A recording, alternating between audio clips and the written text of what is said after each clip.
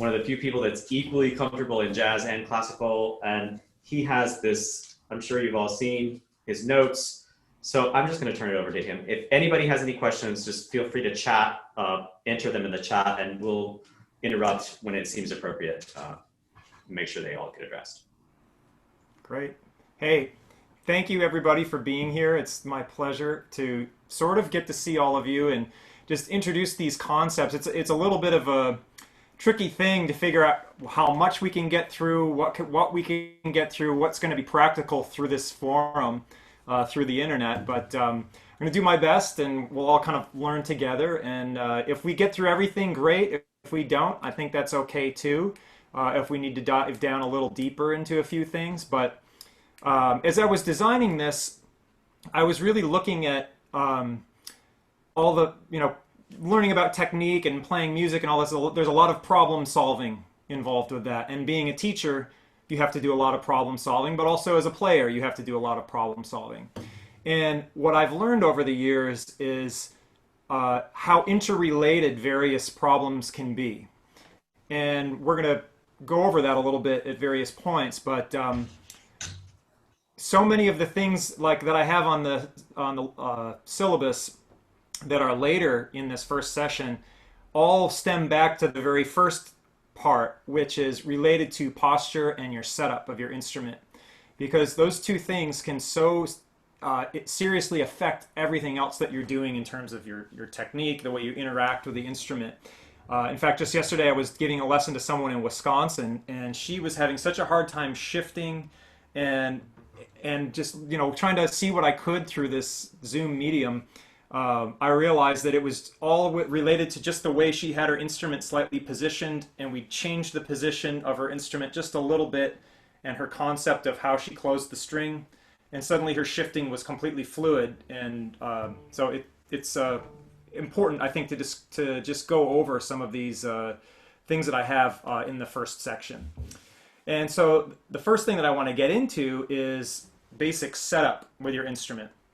And essentially, is trying to find the right size instrument for you is going to be really important. Many of you probably have already done this. This is probably very remedial for a lot of you.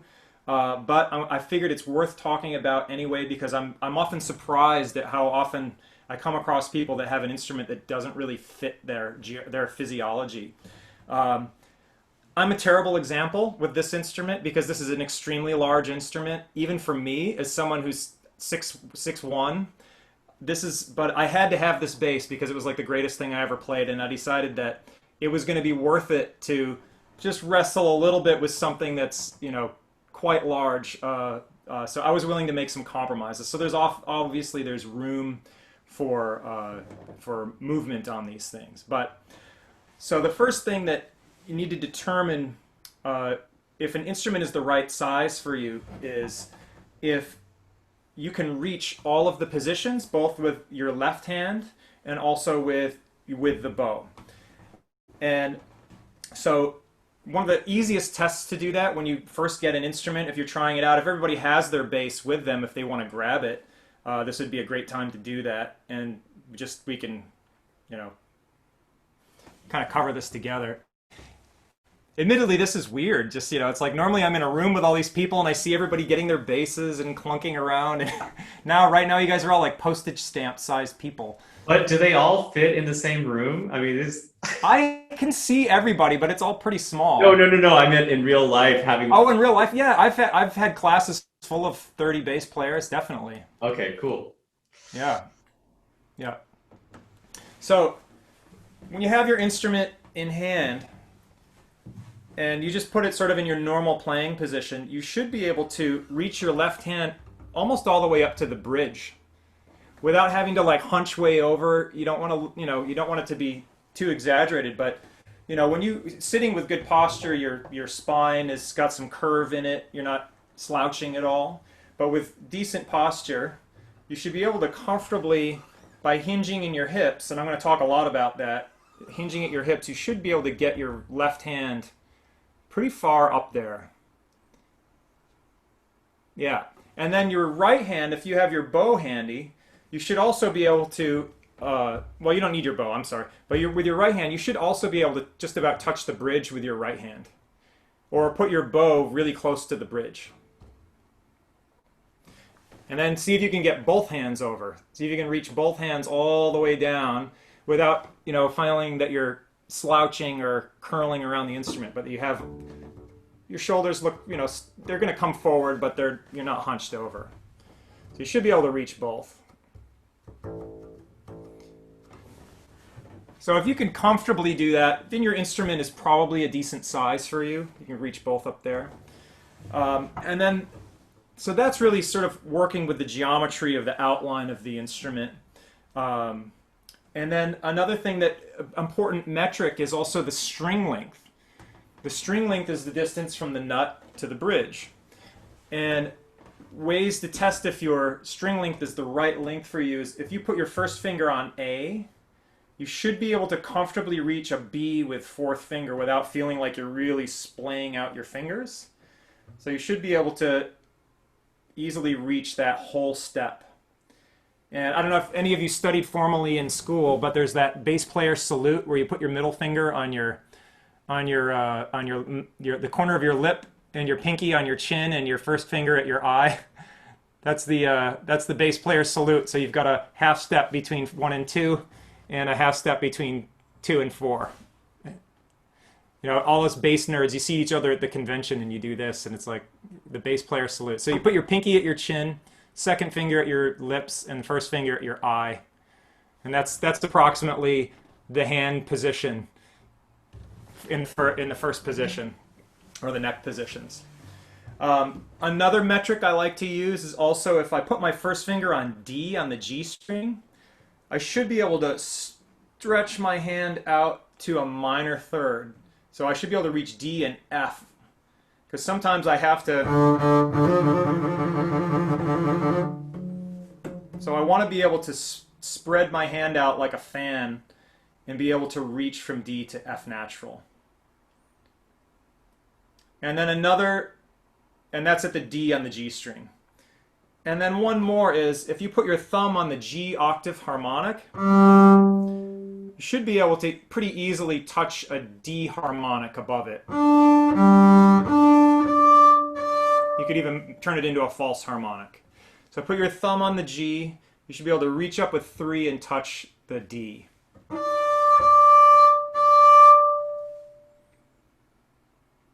So there's a few, I think, important metrics for your string length, knowing that it's a reasonable length for the size of your hand. If you're someone with a very small hand and you're playing on a 42-inch string length or larger, you're probably going to run into some strain. A full-size bass string length is 42 inches. This bass is actually 42 and a quarter. It's slightly larger than 42.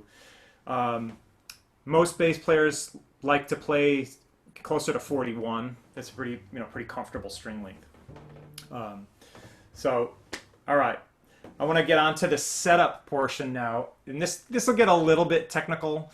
Hopefully not too much. But this is all written out, so I don't have to go too far into it. But another thing that can really negatively affect your technique is if your strings are really high off the fingerboard. And so where I like to measure it is at the end of your fingerboard. Most people's fingerboard goes up on the G string to about a B or a D on the G string. And if you measure the string off of the fingerboard, it really should be somewhere between 4 and 6 millimeters, I think. Not everybody has a tool to do that, but you shouldn't be able to stick your finger underneath it, your pinky. You shouldn't be able to put it underneath at the end of the fingerboard. You should have to kind of lift up the string to get it under there. Because if your strings are too high, it can do a number of things. One, it puts a lot of tension on the top of your instrument, especially if you have even medium tension strings, and it can actually mute your instrument. But the other thing is then when you're playing here or here, it just takes that much longer for you to close the string with your fingers. And they just have to work that much harder. And with the way a lot of modern string technology is now, a really high action just really isn't, it shouldn't be necessary. Another thing that's important is actually the spacing of the strings at the bridge. If you were to measure each string from the center to the center, it should be about 1 inch. And they should be consistent. And remember, each string is a different thickness, so you want to measure center to center and not in between the sides. And because that's if you have different widths in the distances on your strings, then when you're crossing and reaching for notes, it just doesn't feel that comfortable. And also, it can cause problems for your string crossing and accessing strings with your bow. And again, that's in the notes as well, so you don't have to write that down. And then the next thing I talk about is the radius of the bridge. And that's going to be the curve of the bridge going this way. And if that is too small of a radius, the curve will be very sharp. And if it's too long of a radius, the curve will be very flat. Now, depending on what you do with your bass, if you're a jazz player, you probably want a flatter curve because of the way you're going to be pulling on the strings. You don't want to have to be reaching way around a curved bridge. Whereas arco players and classical players tend to like a little bit more curve because it's easier to isolate individual strings when you're bowing. So if you take your bow and stick it on your D string, and you just kind of center it between the G and the D, or in the A, sorry. I mean, you should see a decent clearance between the G in the hair and the A in the hair while it sits on the D string. So if your curve is really flat, that D would be really kind of low and it would be hard to isolate the D string. So having an appropriate curve on your bridge is really important for your setup as well, especially for bowing players. And then another thing that's important is the fingerboard dressing. And that's the shaping of your fingerboard, and that it's smooth and that it has a long, what's called longitudinal concavity, that the scoop that goes in here. It's very specific. You have to go to a luthier, but and a good luthier, because the way your fingerboard is shaped can also really affect your technique. If there's bumps in it, even if you have a decent string height, sometimes a bump will just, you'll close a note and you'll get a buzz, and that's really unfortunate. And so sometimes if you're getting string noise, string buzzing, it could be that you need a fingerboard dressing. Also, I like the nut up here to be quite low, about the point where that you just can stick about a business card right at the nut between the string and the fingerboard. So if your string is really high at the nut, if you look up there and it's like, 3 business cards thick between the distance between the string and the fingerboard, that's probably going to be way too much, and it's going to really hurt your hand, especially in the low positions, to close the notes. So you can just take like a standard card stock and stick it under there, and it should be around that, maybe two business cards at most, but it should be pretty low there. So that's another thing to really watch out for in your setup. So I think that's probably enough. I have information on the page about setup, but I just wanted to go over that. Oh yeah, the other thing is the overstand.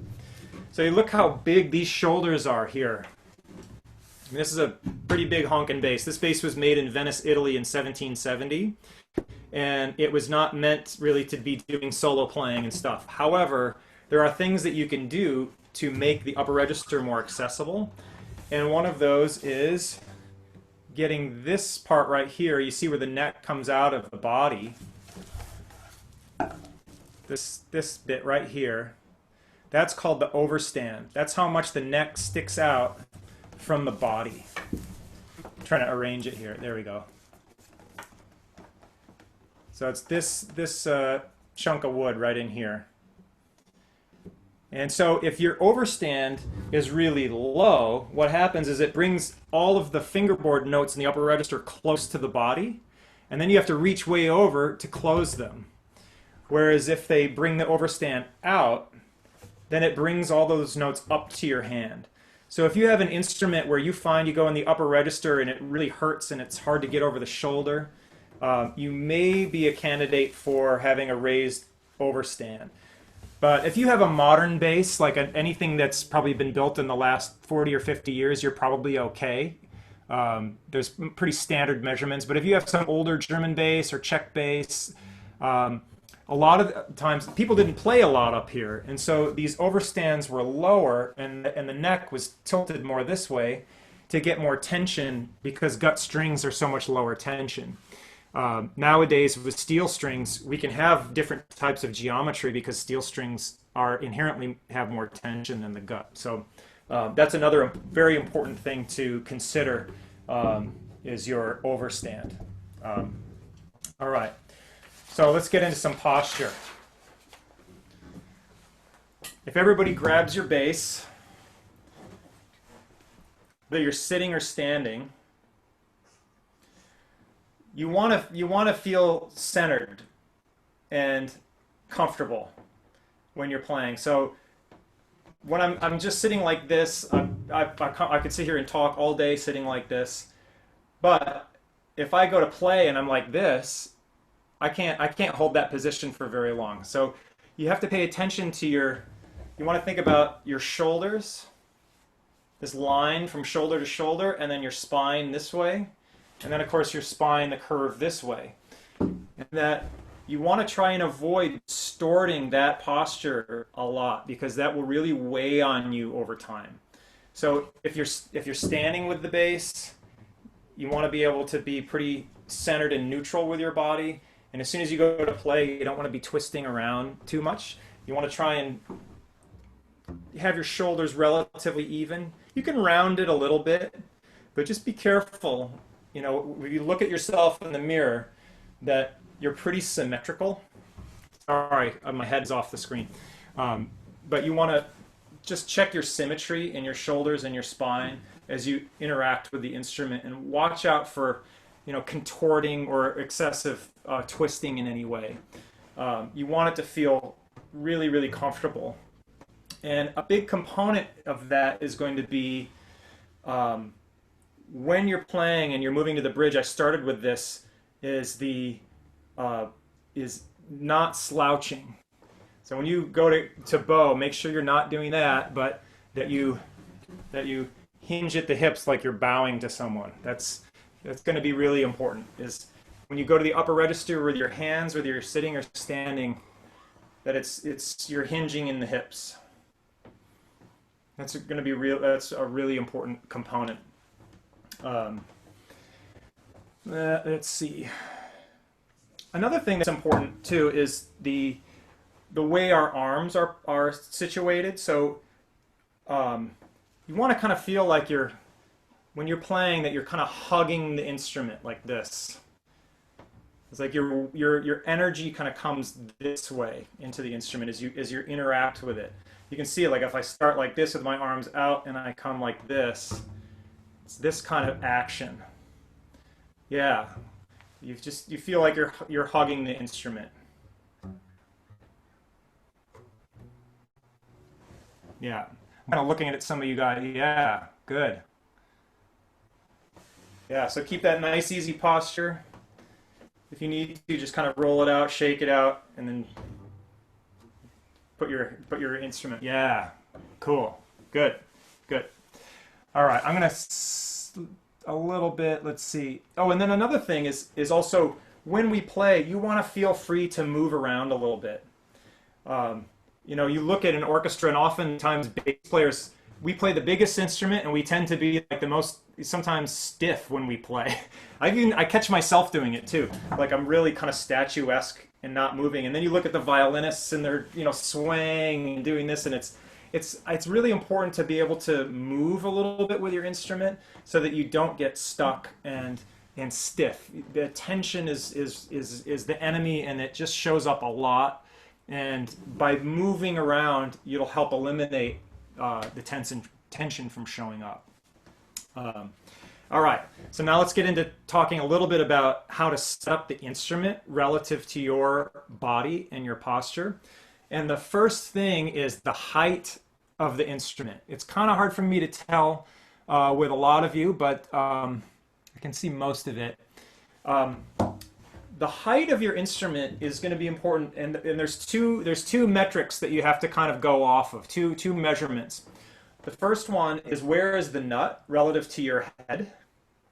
Usually I like the nut to be approximately in line with my temple or up to the forehead, somewhere in this range here. Because if your nut is way up like this, then you have to reach your hand up really high to trap those strings. And then you'll be putting your arm above your shoulder, and that's going to cause strain. So I would, if your nut is way up over your forehead, you might consider shortening your end pin a little bit so that the nut lines up with the temple or some part of your forehead. But that's not the only component. There's a lot of variability in the shapes of the instruments and shapes of our bodies. The other one is where your bow goes. So without having to reach, if I just put my bow on the string, I should be about halfway between the fingerboard and the bridge, maybe slightly higher than that. And without feeling like I'm doing that, just comfortably, my arm sits neutral and just kind of hangs and goes there. So if you put your bow on the string or near the frog, it should be about halfway, maybe a little higher than halfway, kind of in the sweet spot. And so those are your two metrics that you want to determine for your instrument height. Good. And the next thing is the end pin positioning. And what I mean by that is how the bass is situated this way.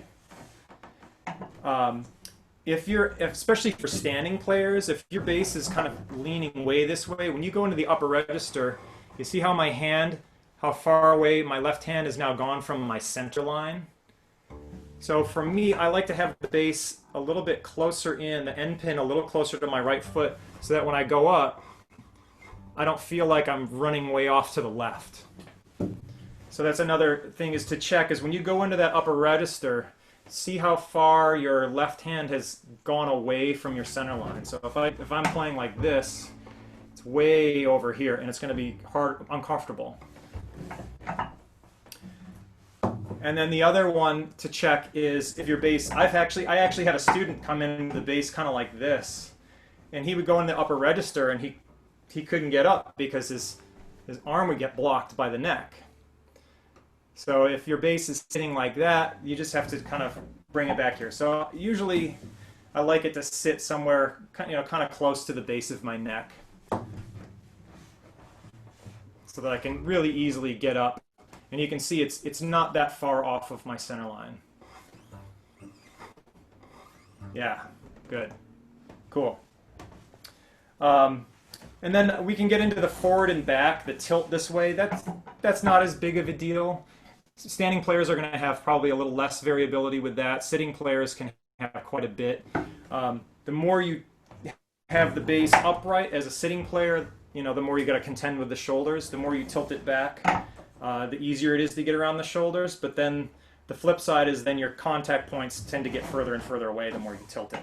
So Scott, if I can just ask as a curious cellist here, we have the same issue, and there's kind of like the Rostropovich school, where you feel a lot of gravity in the bow arm. Yep. You guys have the same. We do, and and I'm going to get into that a little bit when I get into the standing versus sitting, because a lot of players, you can see a lot of people are standing with their instruments rather than sitting, and that's one of the advantages of sitting, is that you get more gravity into your playing. But as I was saying, one of the issues is, especially for bass, cello, the size of a cello relative to the average person is not that big, but the bass, you're getting to the critical mass because it's such a large scale instrument. So small moves can start to put it out of reach. Sure. So with the bass, you have to be careful with how far you put that out, just because it gets can get further and further away from you.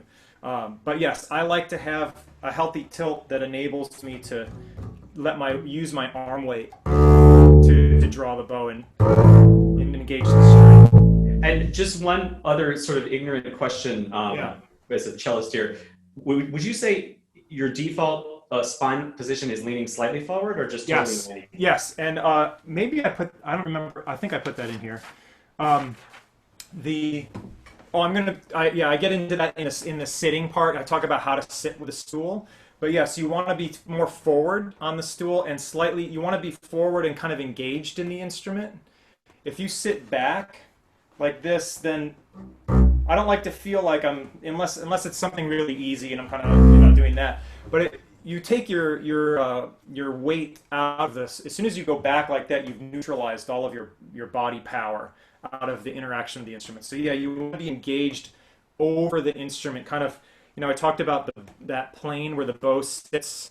And you're clearing those other strings. You want to be like engaged on the bowing plane. Does that make sense? Yeah. Yeah. Cool.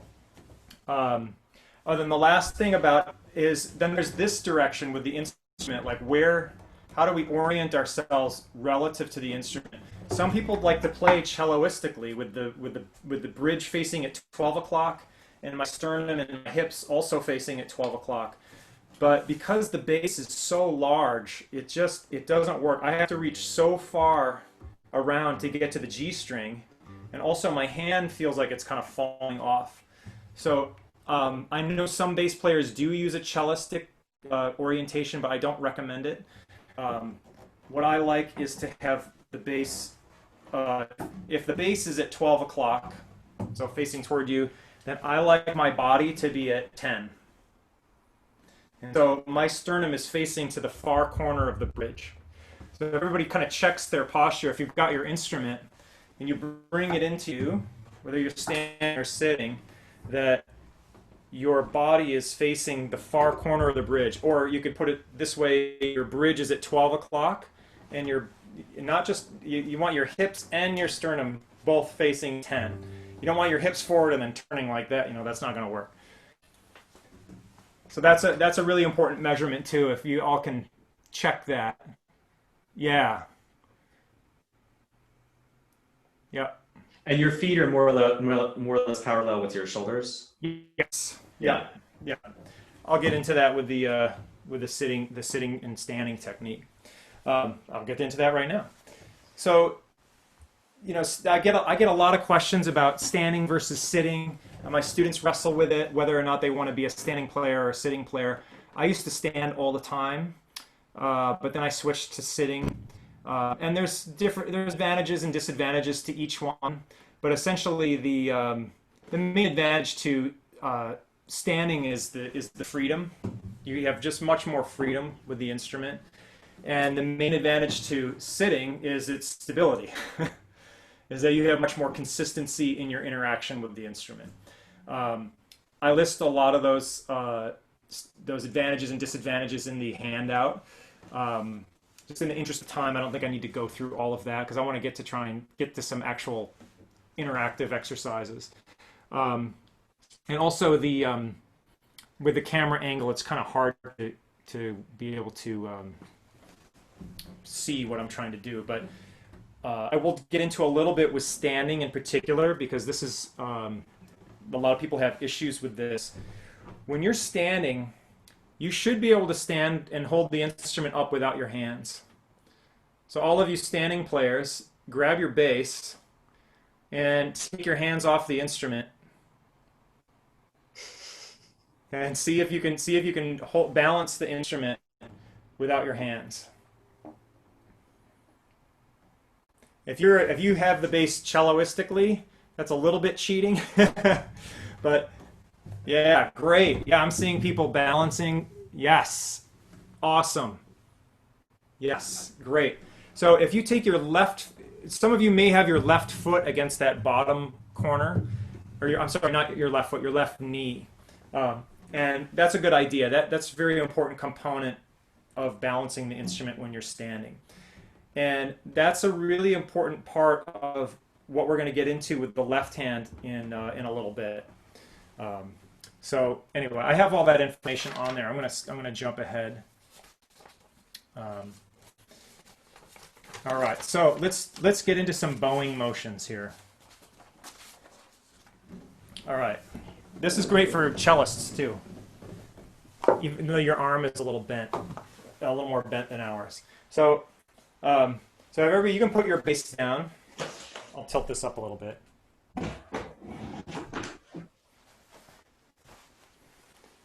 So this is some stuff I learned from a really great pedagogue who teaches at Rice University. He's a legendary bass teacher. His name's Paul Ellison. Some of you may have heard of him. He's amazing. And anyway, so he's really big into this, and I'm so grateful that I learned this stuff from him. But he would often start classes with doing this and just swinging. And I'm not actively swinging my arms. I'm actually using my hips and shoulders to swing my arms. My arms are completely passive and just flopping around like a helicopter.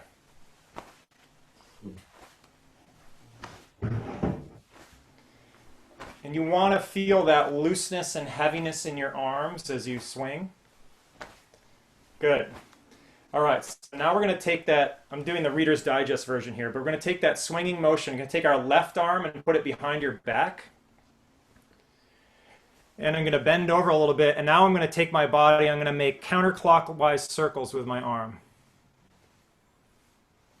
So I'm mainly using my body to make counter, and my arm is pretty passive. It's just kind of hanging and swinging in a counterclockwise fashion.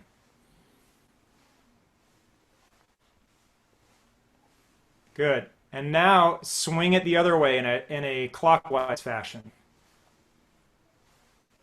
Feel how your hips and your feet are involved with this as your arm just kind of swings. Good. Now stand up. And now we're going to do the same thing, but more in the vertical plane. I'm going to use my body and my hips, and now I'm going to make counterclockwise circles. If you're a French bow player, you can go into your bowing position and do it. If you're a German bow player, do it with your palm to the left. And feel how, as you push your hips, how you make that circle, and your arm kind of falls. And you feel the interaction of your hips and your feet. And then do the other way, swinging your arm in a clockwise motion. I can see a hula hoop in this. Yes, I wish we all had hula hoops. All right. Did you see Hillary Hahn? Yeah, totally. Right. So grab your bass.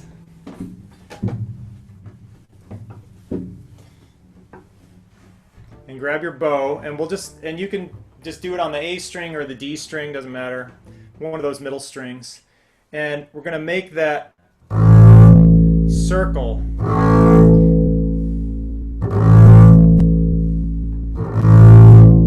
And feel as you do that, how you move the instrument, and feel your body integrated with the motion. Feel that circle.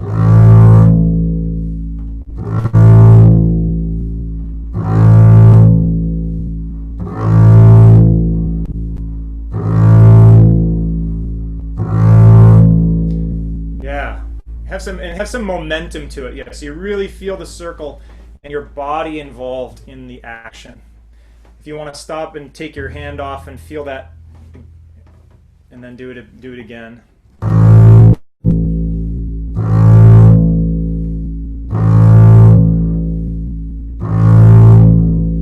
Good.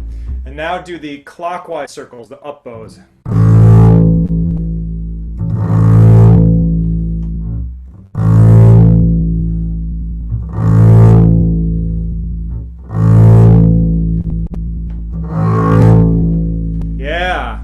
Seeing some people really beautifully using their bodies, feeling that integration, so that we all learn that we don't just use our arm, but our whole body is actually involved with the action of interacting with the instrument and bowing it.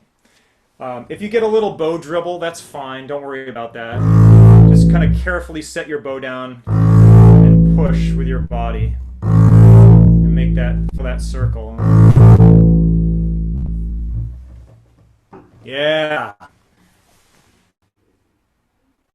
Awesome. No statues. I don't see any statues. That's good.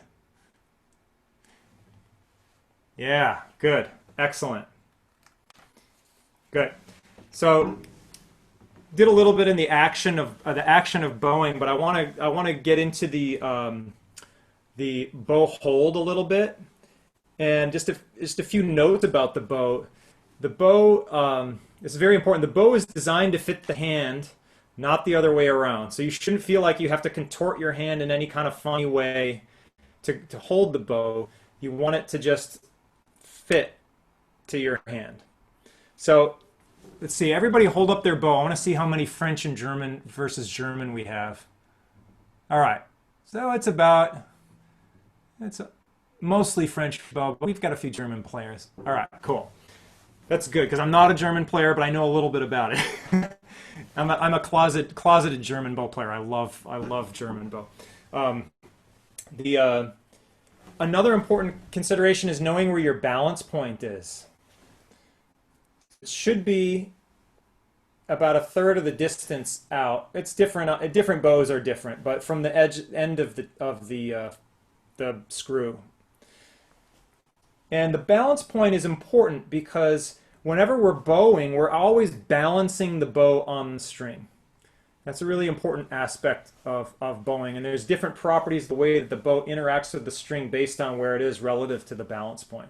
So the balance point's a really important feature. So everybody holding their bow at the balance point.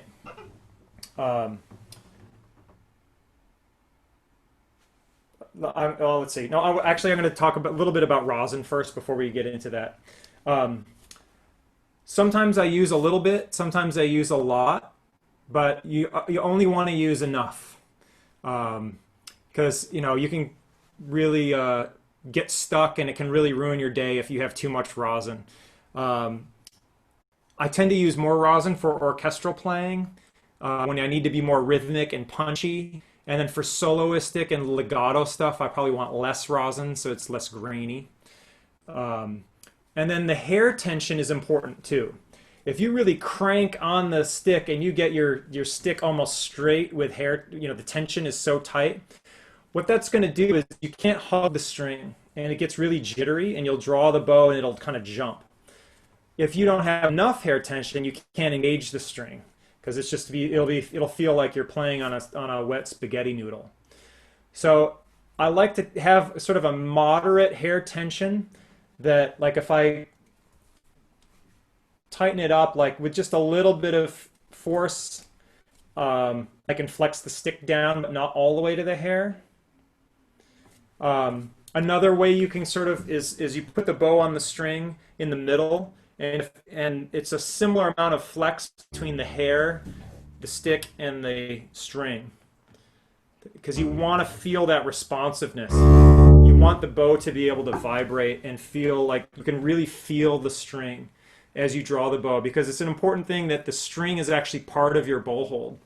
And that's what I meant about with the balance point. As soon as you put the bow on the string, you're balancing it wherever you are. And so the string is actually part of your bow hold, because that's how you're going to feel how to balance the bow. When you're here, the bow wants to fall over that way, so I have to balance my arm one way here, and then I get out here, the bow wants to drop down this way, and it's light out here, so I have to do something else to balance the pressure. Yeah. All right. So just getting into some specifics of bow holds. French bow players, let's get into this real quick. The thumb, I like to put my thumb right in front of the frog where it meets the stick. I call that the little saddle. And then the next thing I like to do is I take my middle finger and I drape it over the front, touching the metal, the corner of the metal there. And so an important thing to notice is my thumb is not all the way underneath. I'll talk a little bit about this. The stick is octagonal. I mean, most people have it's octagonal at the frog. I'm not up on the side, and I'm not fully underneath, but if you have an octagonal stick, I'm on the southwest facet. And then I reach my second finger over, touching here. My middle finger, or I'm sorry, my ring finger sits in front of the throat of the frog. My pinky hangs out just above the eyelet. And notice how my fingers are draped. You see how they're down like this? My fingertips are down. I don't curl my fingers at all. They're just draped like a wet noodle. And then my first finger just kind of falls over here with maybe a little bit extra space between it and the second finger. And if you look at it from the side, you see my fingers are just nice and soft and draped this way. I'm not curled any, like there's no activation in my fingers at all. They just fall. And another way to think about it is if you take your hand and pretend you've dipped it into a pool of water and stir it around, and now you pull your hand out and now you're just let the water drip off of it. Just think your hand is just soaking wet and dripping, and then you just droop that wet hand like a blanket right over the bow. And you should have that same sense of fluidity like it's wet. I noticed, Scott, that your thumb is not a hitchhiker thumb underneath. No, my That's thumb very has, common with cello students. yeah, my thumb has just a slight curve to slightly straight. You know, I don't lock my thumb, because if you lock your thumb, then you're going to get lots of pain through here. So your thumb should be, I like to have my thumb pretty just neutral. Just like, you know, like how your hand looks naturally. Remember what I said before, it's very important that the bow is designed to fit the hand, not the other way around. And so, yeah, my thumb has just a slight curve to it. German bow, I have a German bow. German bow players, it's pretty easy. The cool thing with German bow is like you don't have to do much to get a bow hold. You just kind of just do that. It's like you're shaking hands with the bow. Hey, nice to meet you. You know, it's pretty cool. But French bow, really the main difference is they're both, your hand should look like a hand. German bow, you just come up like this. French bow, we have to come up over the top by rotating in our shoulder. That's the difference, is those two simple things. But for German bow, the first contact point is here, the base of your palm. And then the second finger touches on that southeast facet. You probably should have an octagonal stick. And right in that saddle, right where the front of the frog and the stick meet, it sits right there. First finger kind of sits on the top of the, I guess that would be the northeast facet, if you're, you know, oriented from the screw. And then the pinky should sit with a slight curve touching the metal underneath. I sometimes see students come and they play like this with their finger flat, and that's not a good idea. They get a lot of tension in their pinky. You want to, like I said before, like, so same principle, dip your hand in the water, get it dripping wet, and just put it up here, and it should feel pretty comfortable and just natural.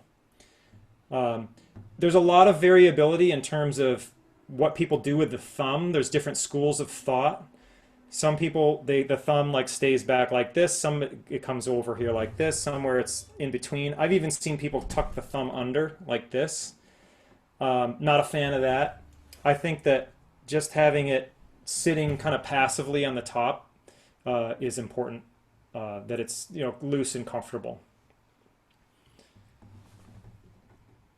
Yeah, so I'm not going to get into too much of the details of that, but beyond that. So another important factor then is when you put the bow on the string, how much you tilt it. I generally play with pretty flat hair to slightly tilted. So when I put the bow on the string, it's here, and then I might turn this, just tilt the stick slightly toward the scroll. I can't use this bow, it has no rosin. But French bow, you put the bow on the string flat and just tilt the hair just a little bit back toward the scroll. And that just gives you a rounder, more open sound. And I get into details of that in the handout, so that I didn't have to, you know, spend a lot of time doing that. All right, I want to get into a little bit of a exercise to feel. This is that addresses a couple of really common problems that I see. The first one is an arm weight tension exercise, if everybody has their bass and their bow, if you put your bow on the string and clinch up your arm really tight, but without bearing into the instrument, but clinch your arm really tight and try to draw the bow, you get kind of get a cross between a superficial and a choked sound, one of those two. What happens if you play with a tight arm, we tend to clinch and lift. And then to make a sound, then we crank down into the instrument. So try that once where you just put the bow on the string, really flex all of your arm muscles really, really tight, and try to draw the bow. And then release that tension and draw the bow freely.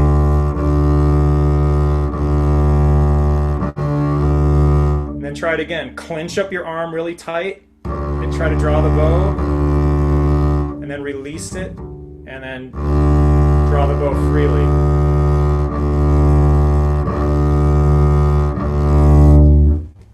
Doing exercises like that, exaggerating the problem and that kind of tension can really help kind of free things up and teach you what it feels like to play actually quite loose. So I think that's a good exercise for everybody to do. I do that myself too. I actually learned that from the martial arts. I did martial arts for many years, and we would do actions like really tense and tight. And when you let that go, you move so much faster and freer. And so that's kind of a cool thing to do. Another exercise that we can do to just feel how the weight of the bow is when we play is, so German bow players, just use your thumb and your second finger and draw the bow on the string.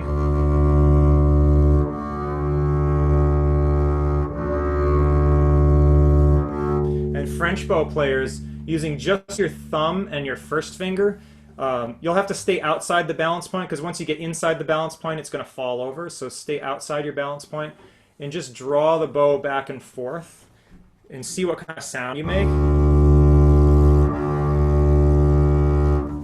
Tilt this down a little bit so you can see what my arm is doing. So I've just first finger and thumb.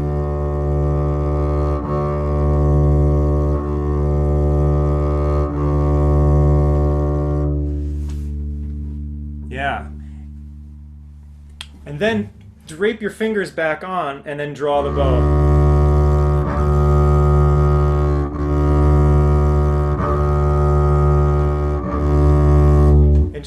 And what you can feel is what it's like to bow without your arm doing anything. What does just the bow do by itself? So it's a really good exercise. Just draw it like this. See what it feels like. And then go back to normal and then see how your arm is interacting, keeping an even sound throughout all parts of the bow. Yeah. Excellent. I'm seeing good work going on. All right. So we already talked a little bit about bowing planes earlier, so I want to jump to the bowing curves. If you happen to have it printed out, the bowing curves study, or if you have it on your computer where you can see it.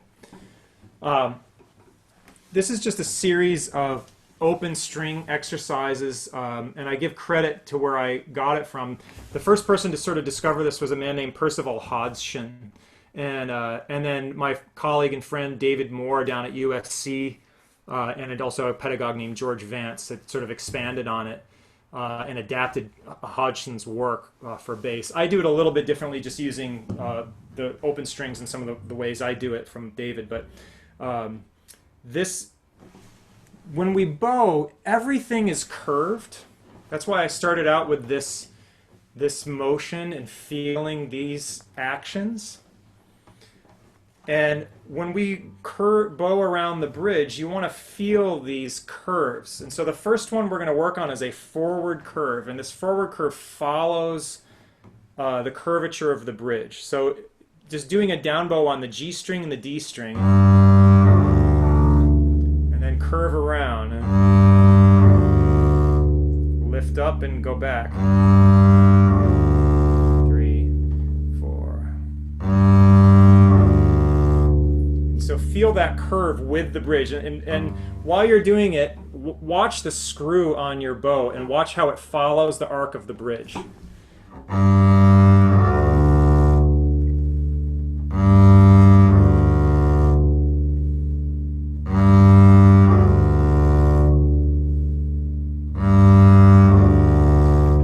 As you do that, check that your bow is perpendicular to the string.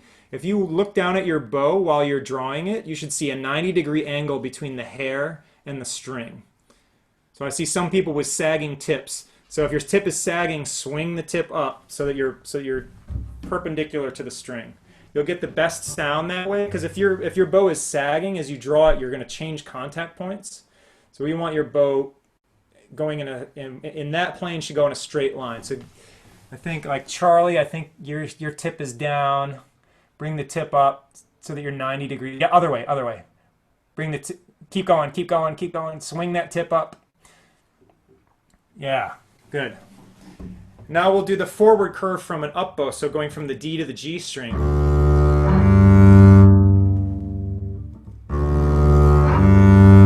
And notice how I'm using my body just like we did earlier.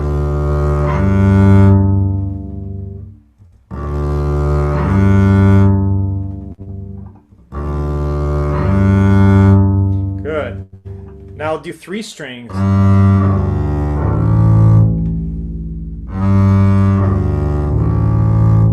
And then up bow.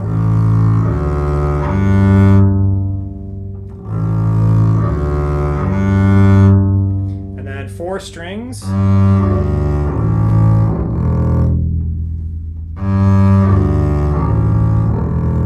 Other way.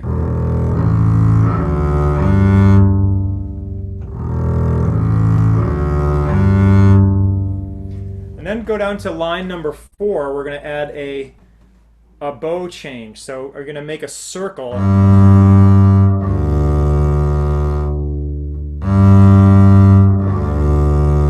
And again, as you do it, watch the screw of the bow and how as you draw the bow and it makes a circle. Scott, we have just a couple questions coming in on the chat. Yeah. Wanted to know how sitting versus standing affects these. Yes. So as I was saying before, when you're standing, you have a little bit more freedom of movement. And when you're sitting, you're a little more structured and stable. I can't move my hips as much when I'm sitting. But when I'm doing it, I'm still able to use my shoulders. As I get around the instrument, you see how I swing my shoulders around the instrument. That's one exercise I didn't get into in the bowing planes, but I guess this brings up the opportunity. If you put your bow on the E string about 3/4 of the way out, as all of us standing players can do it too. And if you lift your bow, just keep your shoulders back and lift your bow to the G string, and keeping my shoulder back. And feel that tension in your arm. Now let your body rotate forward until it's comfortable. Yeah, see how your body has to rotate around the instrument. And that's that, as I was saying from the beginning, that interaction. And if my shoulders are kind of contorted and I'm in a slouched or twisted position, you can still do it a little bit, but it affects that interaction. So with good posture, if you can rotate. And so I aim my sternum around the bridge. So there's one more question on the chat. There's a rumor going around that you play the cello. This is news to me. I did. I started out playing the cello. And has that affected your technique or the way you do these things? You know, the scale of the instruments is so different, but I you know, it's funny. Yes, it kind of negatively affected my technique when I first started playing bass, because when I first started playing bass, I was self-taught. I started when I was 17. And I showed up to my undergraduate audition, and I was holding the bass like this, and I was playing it like a cello. And the bass teacher was like, "Yeah, we're gonna have to fix that." But I basically taught myself for the first almost year of my playing the bass, and so yeah, I just didn't have that much training. But so that bowing curve study, those were all those forward curves that we just did. And this is going to be important when we get to the Beethoven excerpt, is these curves around the bridge. When we get to that in a couple of weeks, this is really going to come into play. The next one I want to get to is the second page, which is the reverse curves. And so when you go from D to G on a down bow, you're now going to make kind of a U-shaped curve that's counter to the curve of the bridge. But notice I still have to roll my weight around to that string.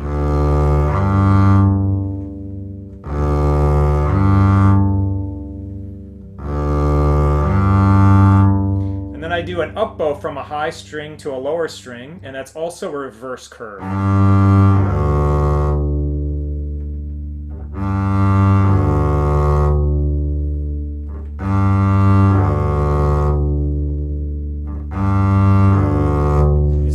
Follows that same trajectory. So a forward curve was with the bridge, and a reverse curve is away from it. And then you can practice it with 3 strings, 4 strings. I can leave that up to you. And then you can do number 4, which involves a bow change. You swing up and push the bow.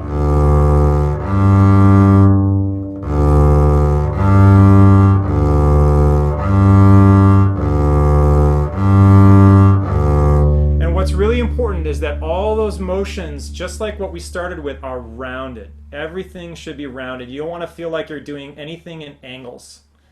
Everything is rounded and curved. Yes, and that will help you stay relaxed when you play, is that things are rounded, curved, and soft. Nothing is angular or tense. I won't get into the figure 8 patterns. That's a little bit wonky. But I do want to get into the wave patterns. This is where you can... I really like doing these.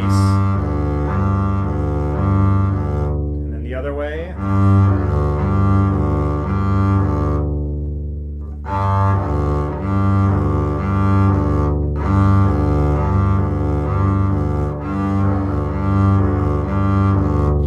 I like, especially as a French bow player, like feeling myself as I do that wave,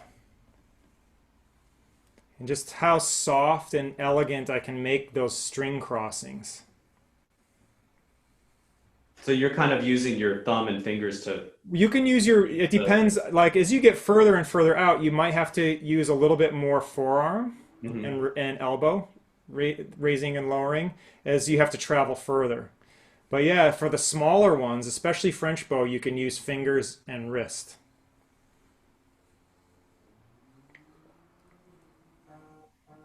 Yeah, and it's a good exercise. If you don't want to, if you want to just practice it, just leave the bow in one place, put it on the D string, and just touch the bow down to the A string and back up, with only using your hand, French bow players. German bow, you can do it too, but you have to kind of release your thumb and use a little bit more of your forearm to do that. But French bow players, it's a really good exercise to do, is just imagine my finger is the D string and just kind of just dipping the bow down back and forth. It's really, really good for your flexibility. Cool. All right, did we still have 15 minutes? Or we wanted to say just a tiny bit of time for Q&A. Oh, okay. Because we didn't get into the left-hand stuff, which I can get into, next time. Well, we have 10 minutes or so if you want. It's up to you. Okay. However you like. So I'm going to get into this because it relates directly to what I was saying earlier about the posture, and this is going to be really important for standing players. This is kind of covered a bit in the fundamental technique, or the technical fundamentals handout. Really kind of on the 3rd page and the 4th page. And so when we trap the string, well, first thing is finding the natural shape of your hand. I talked earlier about the spread of the fingers having a whole step, and that bass player salute of the half steps between the fingers. When our arm is on the string, we don't use a clasping motion to trap the string and change our fingers, but really it's a little bit of that, but it's mainly the arm, and the positioning and the weight of my arm is going to help me trap the string. And I see this a lot with standing players in particular. They're trying to hold up the instrument with their thumb, and you can see it when they shift. They shift, and it's like a kind of a quick jerky motion, and it often misses. Sitting players, it's easier. We can naturally play without our thumb quite easily because the instrument's very stable. Standing players, if you turn, well, I'm not going to have you turn to it now, but if you play an A, pluck an A, see if you can do it without your thumb on the neck. Everybody. See if you can play that note without your left thumb on the neck. And take your right hand off so you're not holding the instrument with your right hand.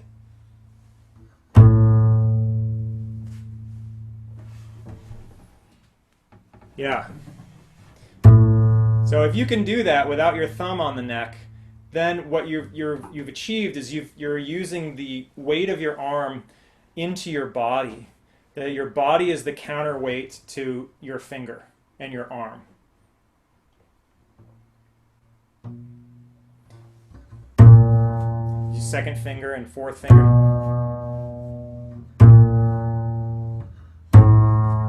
Now, sitting players, it's a lot easier.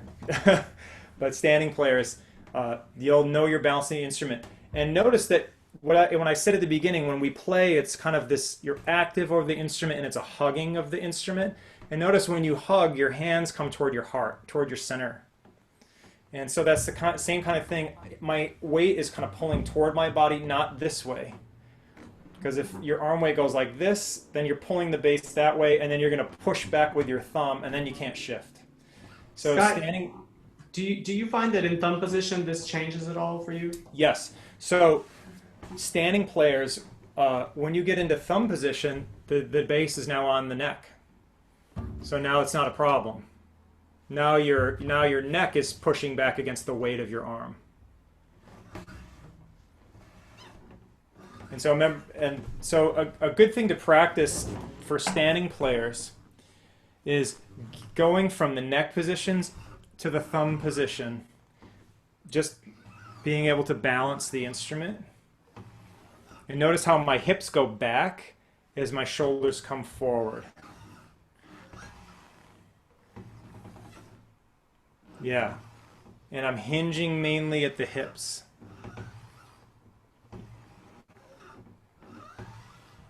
Yeah. Good. Yeah.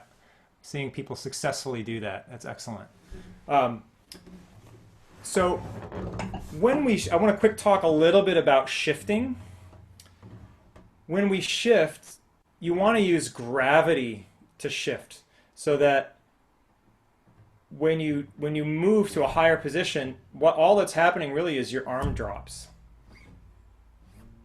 And then you re-engage to in the next position. You want to feel that gravity. And as you shift up, our elbow actually leads the shift. So it's this kind of waving motion in shifting. Your arm doesn't need to move necessarily as one stiff unit, but it's actually, if you look at it in slow motion, it's a little bit more wave-like. Yeah, that's right. So as you can almost, you can take your bass, see if you can kind of almost lift it. That's the motion. See if you can just squeeze a little bit, pull your hand up and let it kind of skip. And then do the other way, squeeze a little bit and let it drop. And that falling to the next position and that sort of falling up, those two actions that's your shifting motion. Yeah. Good. Another one that I want to quick do with a few minutes, and then we'll do some questions, is,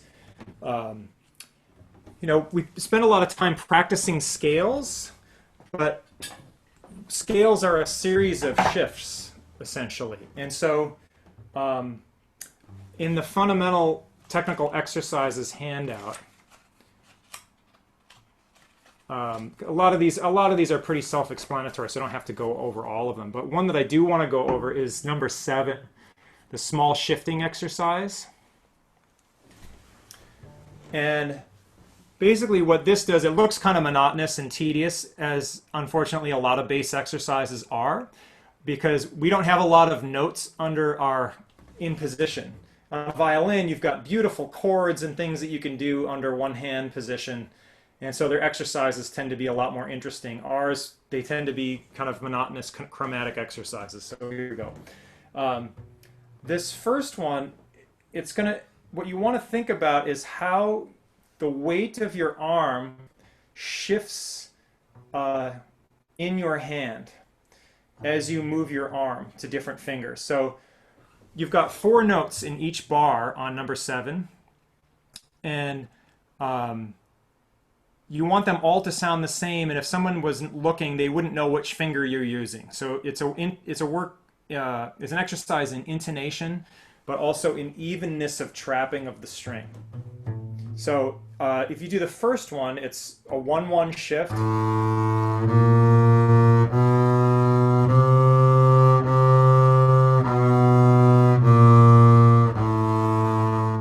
then the second one is a 2-2 shift.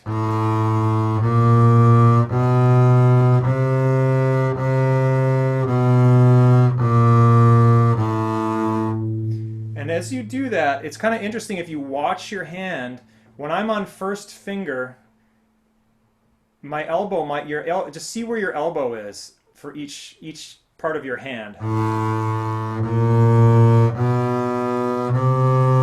As I go to my 4th finger, they're small moves, but you might notice your elbow comes up just a little bit. And as you go to first finger, your elbow might come down, and it may be as little as a 1/2 inch. But the point with that I'm pointing that out, is the fact that it's our arm weight that traps the string. It's not squeezing. Do you feel like there's a slight rotation with your forearm when you do that? Exactly. So, Yeah. and that's what's happening is if your elbow is moving like that, that means that there's a little bit of a rotation going on. And one way you can really feel that is if you play a 5th, if everybody puts your hand on your bass, you put your first finger on E on the D string, and you put your 4th finger on B on the G string, you're playing a perfect 5th. And then you switch them, you put F sharp, 4th finger on F sharp, first finger on A, and notice how your elbow shifts positions. And that's because of the way the weight of your arm needs to orient itself in here. And so that's kind of an exaggeration of a little bit what goes on here. As I go into my 4th finger from my first finger, there is a little bit of an arcing and a torquing mechanism between the thumb and the fingers. And really that's what the thumb is doing. The thumb is a guide, and we're not doing this, but it's more torque and rotational. And that's partially what these exercises are for. So when you do the second line, when I make that move from 2 to 1, there's going to be a little bit of a rotation this way in the forearm as I shift higher to 1 and I do that. So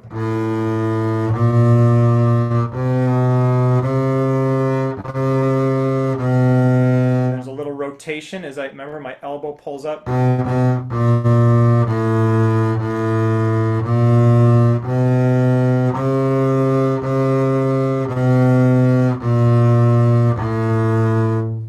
then you can do the next one, which is shifting from 4 to 2.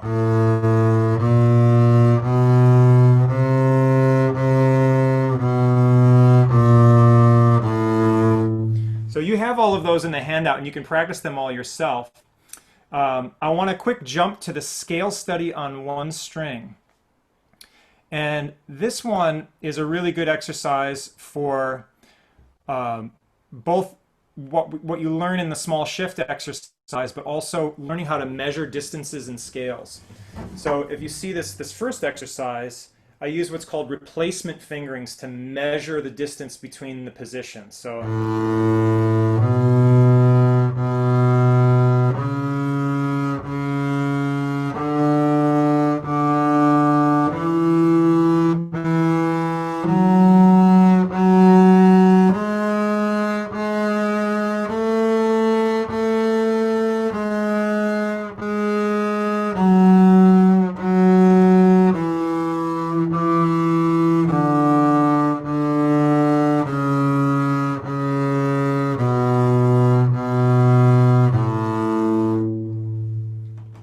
Those replacement fingers. And the second one is I'm now going to repeat that, but I'm not going to play the third and fourth note. I just ghost them. So if you watch, I go, and then I count the notes with the fingers, and then the next two, and then the next two.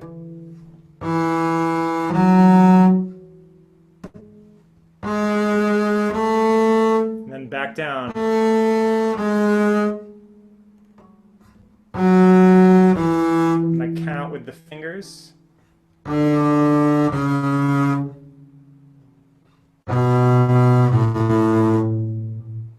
by doing that, I'm helping my arm measure those positions and where they are on the neck.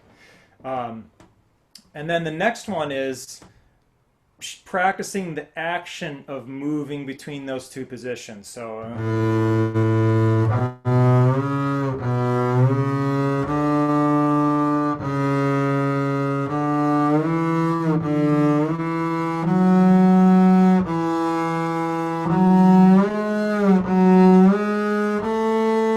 and then coming down.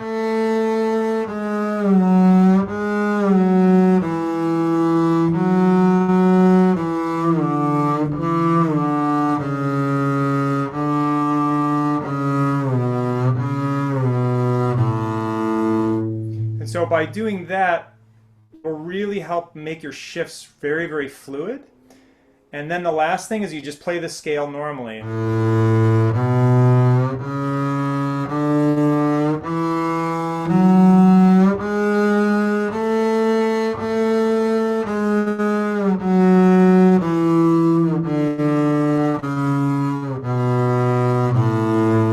And you hear I'm allowing myself to have some shifting sounds, a little bit of portamento, and that's intentional because I want my shifts to feel very slow and very smooth and very connected, because there's a reason why we practice slow. And the reason is because slow can be made smooth, and then smooth can be made fast. An old saying is that slow is smooth and smooth is fast. So that's like that. Yeah, so it's really important to practice things slowly and methodically like that, and then eventually forget about it. You want to get to the point where you don't have to think about it. But these exercises, as tedious as some of them are designed to sort of examine these little things so that you can kind of refine them so that you don't have to think about them. Scott, thank you so much. You've been so generous with your time. Oh, it's my pleasure. I apologize for trying to cover so much in such a short period of time, but I figured I would use the fire hose approach and just spray everybody with a fire hose and see what sticks. It works for me. Does anyone have any questions really quickly for Scott about any of this? We're going to be back next week, so you can save them up over the week. Angle of the bow. Could you demonstrate the car shift? Aha. Hold on. Angle of the bow? I'm sorry. Oh, well, I think this is two separate questions. Could okay. you demonstrate the car shift? Oh, okay, there it is. Yeah. So if you look at the large shift exercise, number 9, that's probably what you're talking about, the vomit exercises. Yeah, the car shift. Yeah. And so the reason I didn't do that one yet is most people are familiar with that exercise, but not with practicing small shifts where you go from a higher finger and then shift to a lower finger at a higher position. And that's what that little one. But I will talk a little bit about the car shift. So the number 9, you'll see I have all the fingering patterns listed there, but the car shift exercises that you just keep increasing the interval. You can start with using the same finger. So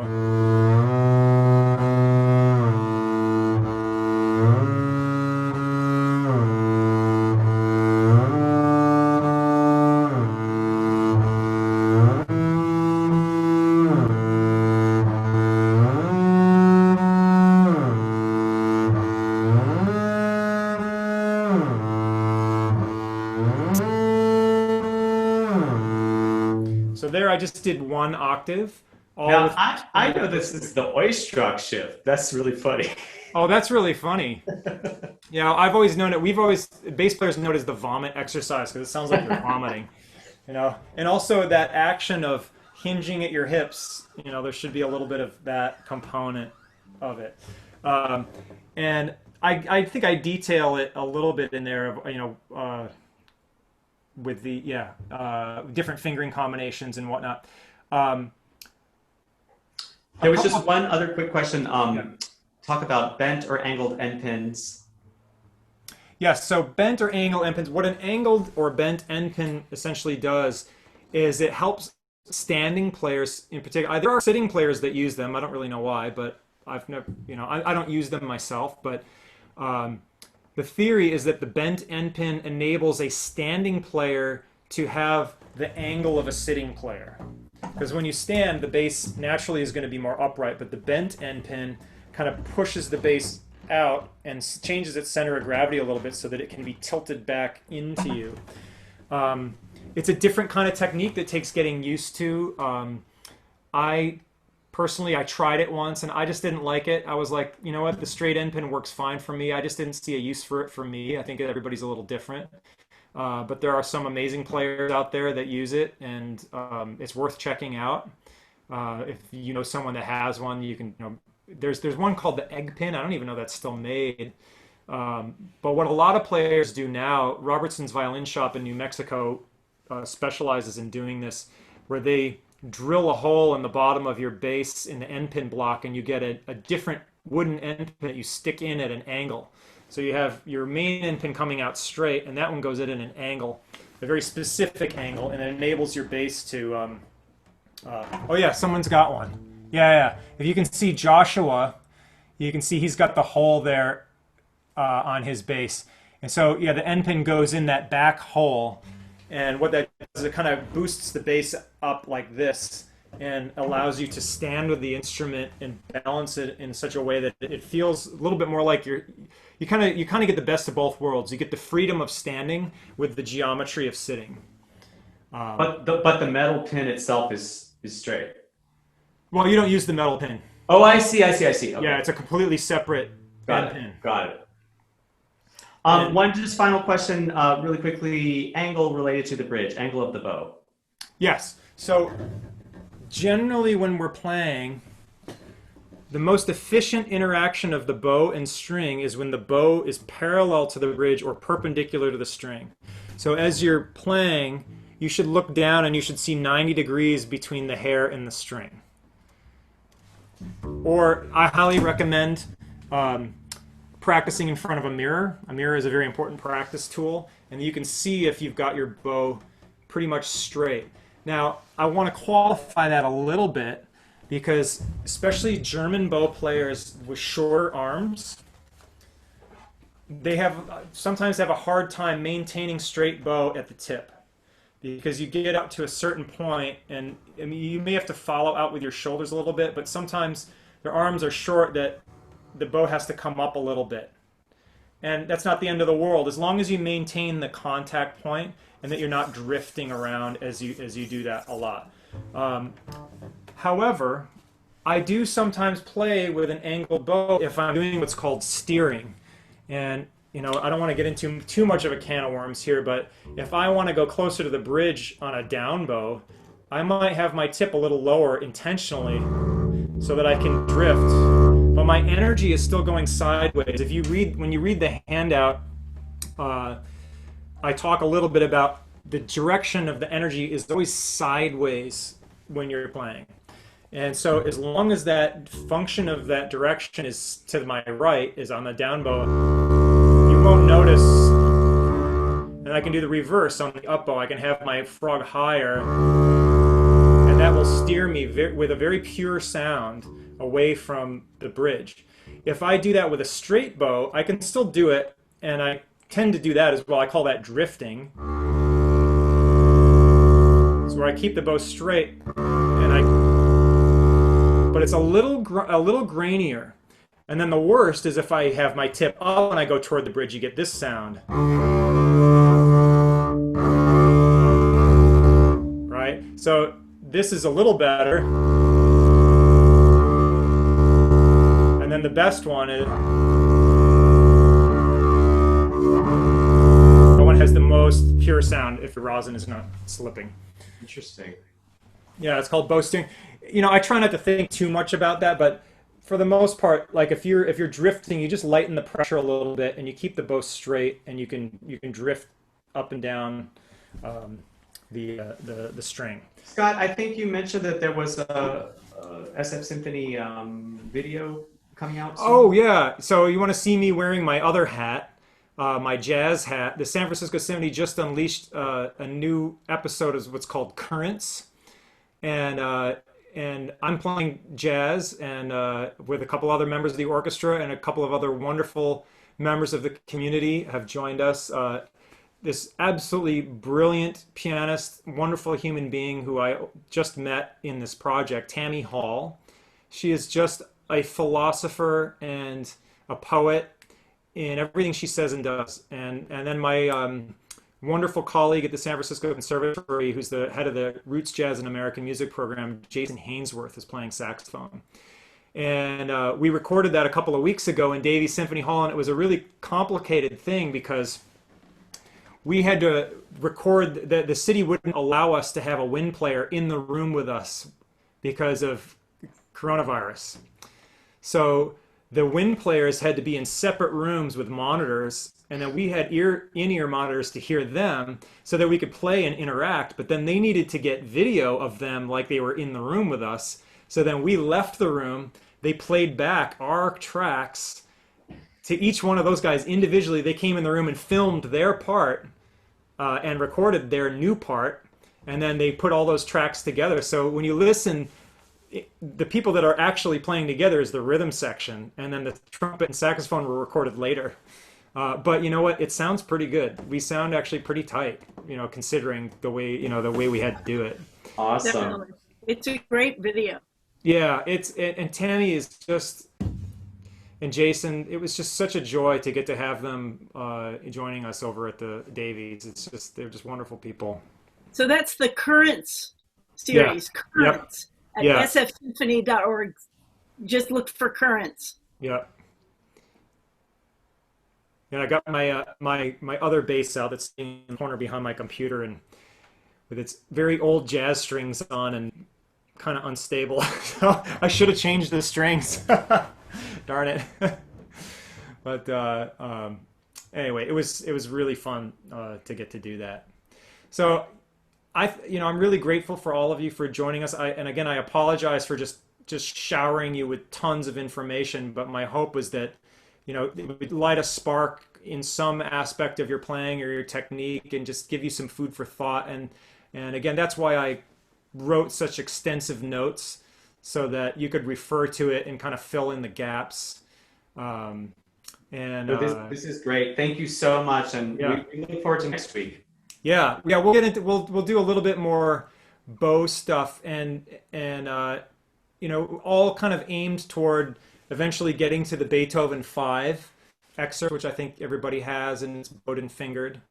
That'll we'll cover some things in that, and that'll be fun to go over together, and it'll be fun for everybody to find their favorite recording of Beethoven 5. There's a lot of them out there. It's one of the most played pieces in the orchestral repertoire, for good reason.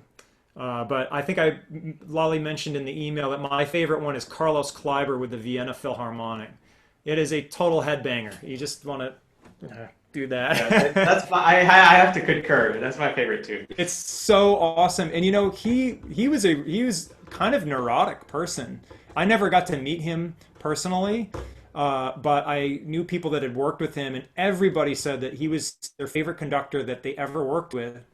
And I was in a festival in Switzerland, and I was talking with the head of Deutsche Grammophon Records, Martin Engström. He was the artistic director of Deutsche Grammophon.